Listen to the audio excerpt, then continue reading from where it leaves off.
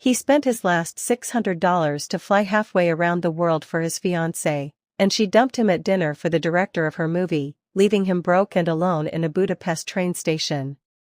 This is the Brad Pitt story nobody talks about.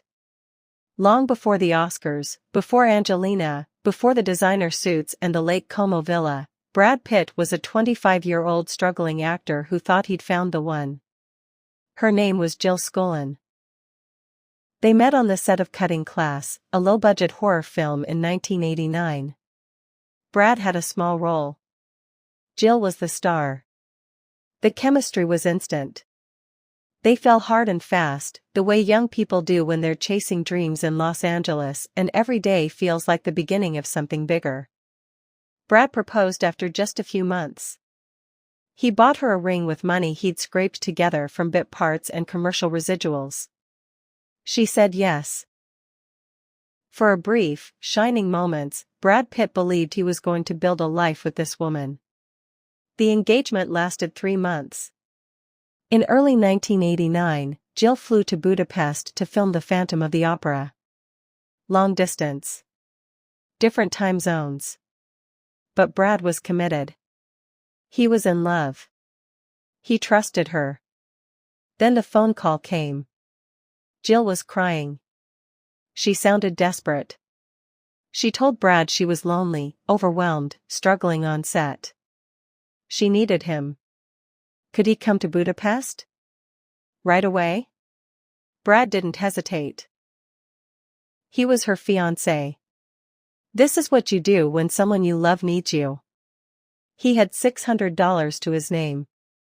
That was it. The sum total of his savings from small acting jobs, driver gigs, whatever work he could find. He took every dollar and bought a one-way ticket to Hungary. He landed in Budapest expecting a romantic reunion. Maybe they'd walk along the Danube. Maybe she just needed to see his face, hold his hand, remember why they were doing this. They went to dinner that first night. The atmosphere was wrong. Jill was distant. Brad could feel it, but he didn't understand why. He'd just flown across the world for her. Then she said it. I've fallen in love with the director. Brad sat there, stunned. He'd spent his last dollar. He was in a foreign country where he didn't speak the language. He'd come because she begged him to. And now she was ending it. Not over the phone. Not with a letter. She'd asked him to fly halfway around the world so she could break up with him in person. Years later, Brad would recall the moment in interviews. I was so shocked. I just said, I'm out of here. He walked out of that restaurant with nothing. No money for a hotel. No return ticket. Just the clothes on his back and a heartbreak so fresh it hadn't even fully registered yet. He spent that night sitting on a bench in a Budapest train station, chain-smoking cigarettes and watching strangers pass through. He was broke, dumped, and stranded in Eastern Europe. This wasn't supposed to be how the story went. Brad eventually made it back to Los Angeles. He doesn't talk much about how. Whether he borrowed money, called a friend, or found some other way. But he made it back. And then he got angry. Not the destructive kind of angry. The fuel kind. The kind that makes you show up to every audition. The kind that makes you take roles other people pass on. The kind that makes you refuse to quit even when it feels like the universe is telling you you're not good enough.